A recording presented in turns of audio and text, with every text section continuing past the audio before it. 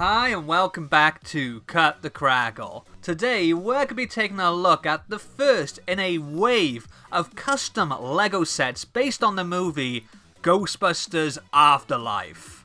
Over the next few weeks, I'll be showcasing 4 new custom sets based on the long-awaited prequel in the run-up to the film's home release at the end of the month. We did get one official LEGO set based on Ghostbusters Afterlife back in the end of 2020. The Creator Expert Scale ECTO-1 was fantastic. I bought 2, but like many other fans, I was really hoping for some more minifig scale sets. I decided to take matters into my own hands and created my own custom wave of LEGO Ghostbusters Afterlife sets. Obviously, there will be spoilers ahead, so if you haven't watched the new movie yet, you might want to run away now.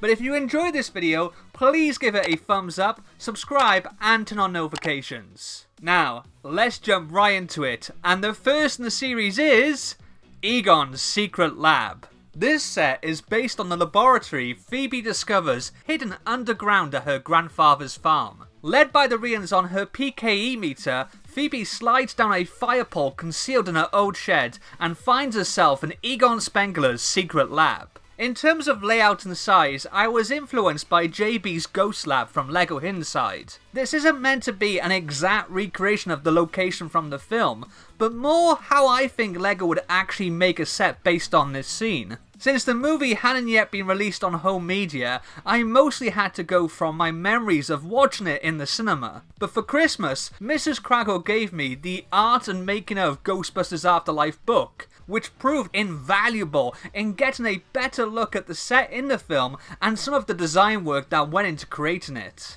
I've tried to include as many little Easter eggs to the Ghostbusters franchise as possible, and I did my best to include all the key features that I felt people would want to see in a set based on Egon's lab.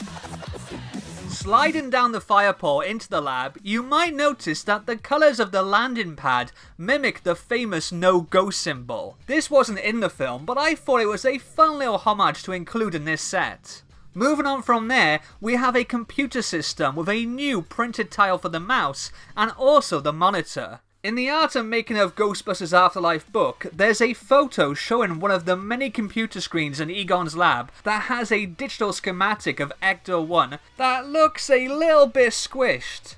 So when it came to making a print design for that, I decided to base it on the ECTO-1 assembly that came in the Ghostbusters LEGO Dimensions level pack.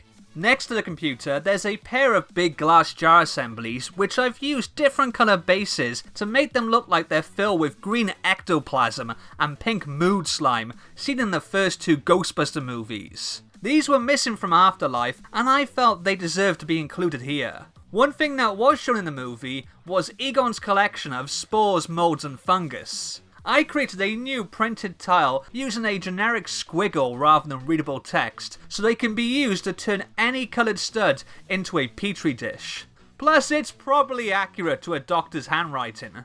On the far right is a workbench with a selection of tools for Phoebe to repair her grandfather's proton pack. This is the same assembly as from previous LEGO Ghostbusters sets, but I've switched out the colours of some of the pieces to be more accurate to the Spengler pack seen in the movie. And it also has a new version of the cyclotron printed tile showing some wear and tear. On the walls above that, there's a few more Easter eggs, with the Brick magazine printed tile from the Ghostbusters Firehouse set, and a new print showing a photograph of the old Ghostbusters HQ itself. Whilst on the other side, there's a little nano figure meant to represent a miniature Statue of Liberty from Ghostbusters 2. There's also 3 new printed tiles of some of Egon's many diplomas and other academic achievements. If LEGO is making this set, these of course would be stickers rather than printed pieces.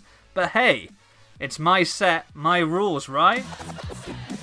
I am really proud of the Phoebe minifigure I designed. I knew way back when the trailers first hit that the Hollywood starlet hairpiece in dark brown would be a perfect fit for this character.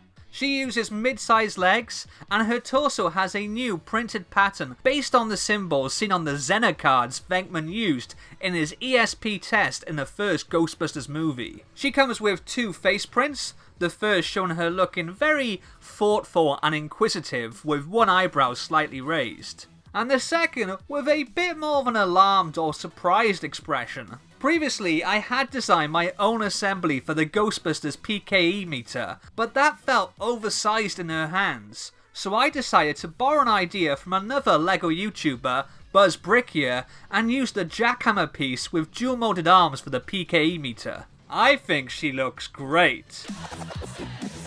I imagine this set being around the $19.99 price bracket. At that level, you'd probably expect to see another minifigure or two, but I wanted to stay true to the scene I based this on, when Phoebe discovers her grandfather's secret lab by herself.